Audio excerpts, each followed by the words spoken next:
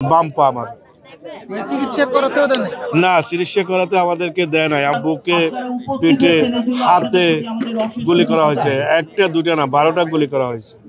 আমার নাম মোহাম্মদ রফিক, আমার বাড়ি চট্টগ্রাম সাতকানিয়া।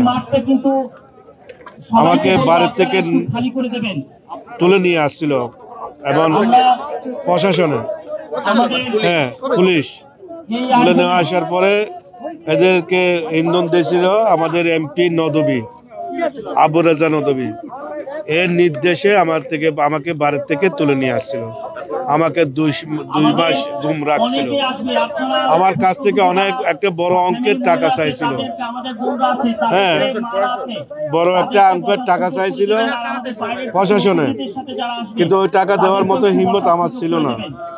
তাই আমাকে একদিন দেখছি আমাকে একটা খোলা মাঠে এনে আমাকে একে একে 12টা গুলি করা হয়েছিল।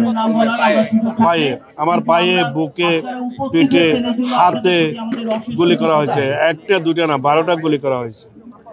গুলি করার পরে আমাকে হয়তো মেডিকেলে নিয়ে আসছে। মেডিকেলে নিয়ে আসার পরে এরা মনে করছে আমি মারা গেছিলাম, কিন্তু আল্লাহ রহমতে আমাকে বাঁচিয়ে রাখছে আল্লাহ। পরে দেখতেছি, পরে বুঝতেছি, শুনতেছি আমাকে অস্ত্র মামলা দিয়ে চালান দেওয়া হয়েছে। আমাকে অস্ত্র দেখাইছে, মানে একে একে আমাকে 50-এর অধিক মামলা দেওয়া হয়েছে। আমার এখনো মামলা 50-এর উপরে মামলা আছে। এই মামলা আমরা আজ পর্যন্ত হাজিরা দিতেছি, কিন্তু এই মামলা শেষ কোথায়? হ্যাঁ, শেষ করার জন্য, মামলাটা খালাস করার জন্য আমরা আকুল আবেদন জানাচ্ছি বাংলাদেশ। এটা যখন আমাকে গুলি করা হয়েছে, এক পায়ে 4টা গুলি করা হয়েছে, তখন চিকিৎসা দেয় নাই। পরে পাটা কেটে ফেলতে হয়েছে। চিকিৎসা করাতে দেয় নাই।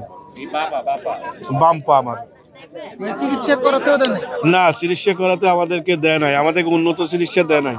আমাদেরকে চিকিৎসা দেওয়ার কোনো সুযোগও দেয় নাই।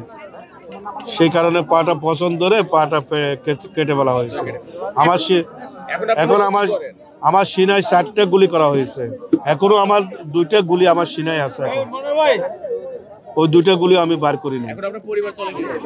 খুব কষ্টের মধ্যে আমার পরিবার চলে। আমি কোনো রকম, আমার ভাই আছে, আমার আব্বা আছে, ওরা কোনো রকম আমার একটা ছেলে একটা মেয়ে আছে, তারা কোনো রকম চলে। আমার কষ্ট হয় এগুলো চালাতে। আমার ভাই ব্রাদার আছে, আমার আব্বা আছে, আব্বা মা আছে, সবাই দেখে, সবাই সহযোগিতা করে। আমার সাংগঠনিক বাবু আমাকে সহযোগিতা করে।